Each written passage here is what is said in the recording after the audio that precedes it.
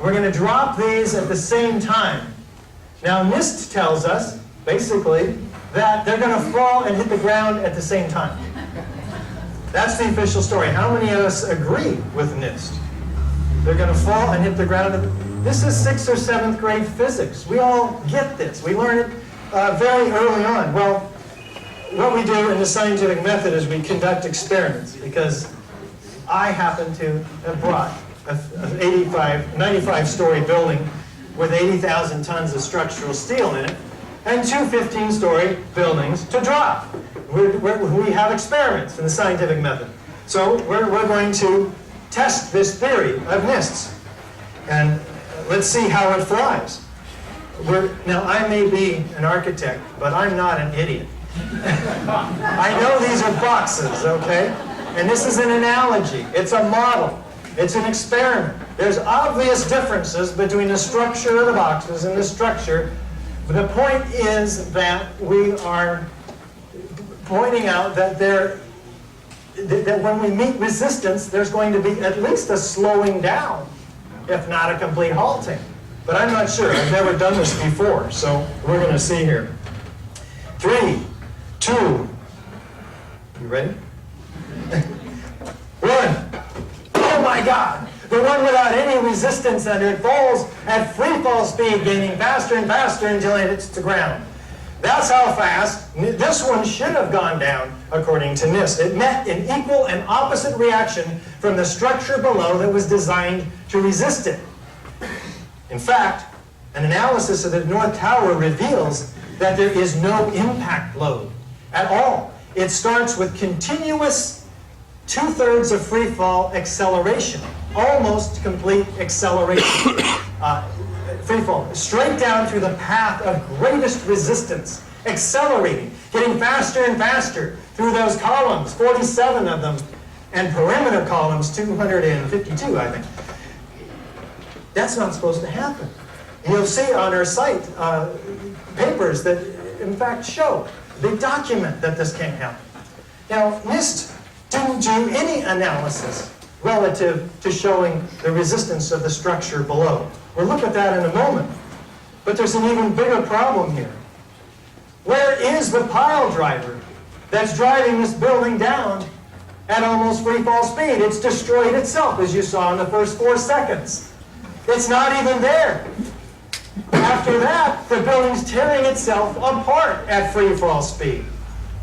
Free fall acceleration. It's unbelievable, and it's totally dismembering itself. In fact, look at it. The leading edge of these mushroom clouds are full of core columns, perimeter columns, aluminum cladding. Let's look at the South Tower. It was hit lower. It begins to angle over, and we'd expect that angular momentum to continue and fall as a heap on the ground. The problem is that it disappears and is completely dismembered inside the structure. There's no pile on the ground under it. And what does it look like is happening here? Belts of explosions, like the fireman described. 22 degrees off-center, continuing that angular momentum. That's an asymmetrical load to the building below.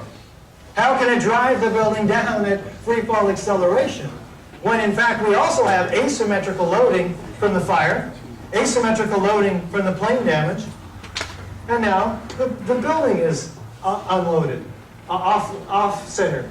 Look what happens from below in this building now. My God, symmetrical bands of explosions traveling all the way down the building when we have all that asymmetry on top. It's a complete non sequitur. It makes no sense. This is not any analysis that was given to us by NIST. The building is completely distributed around the boundary and outside the boundary of the tower.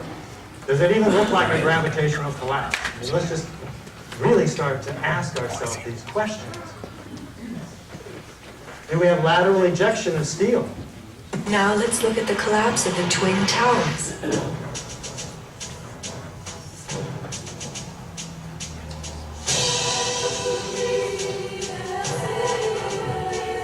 We are seeing explosions rather than implosions, a first in demolition history.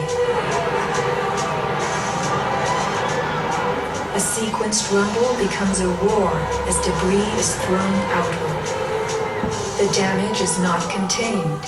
Windows are blown from neighborhood buildings. What kind of energy enabled this? Here, a chunk of steel was flung 400 feet, wedging itself deep into 3 World Financial Center on Vesey Street. A female photographer taking pictures of Ground Zero wondered why so many steel beams were jutting from neighborhood buildings. What shot pieces of the towers all the way across the street?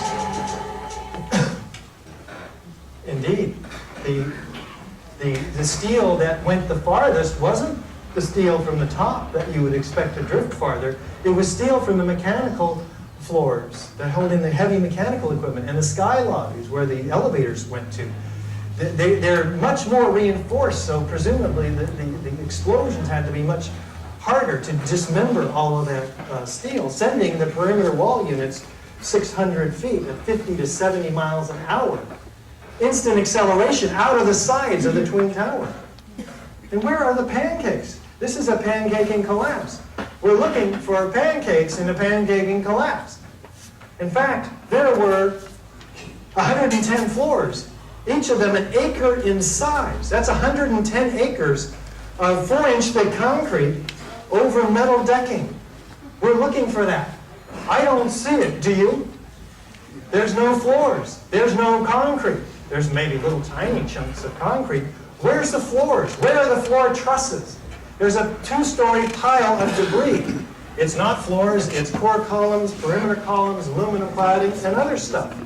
Huge problem. How about that dust? All we see at the base is dust and metal. Where's the 90,000 tons of concrete? 4- and 5-inch thick reinforced concrete. And you see, there's no concrete. There's very little concrete. All you see is aluminum and steel. What happened to the concrete? The concrete was pulverized. And I was down here Tuesday, and it was like you were on a foreign planet. All of Lower Manhattan, not just this site, from river to river, there was dust powder 2-3 inches thick. The concrete was just pulverized.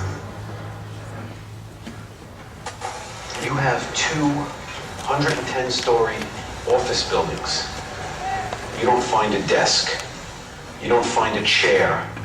You don't find a telephone, a computer. The biggest piece of a telephone I found was half of the keypad, and it was about this big. The building collapsed to dust. There were 10,000 file cabinets in these buildings. This is the only one that was found, and it was in the basement. You could pick it up with your pinky.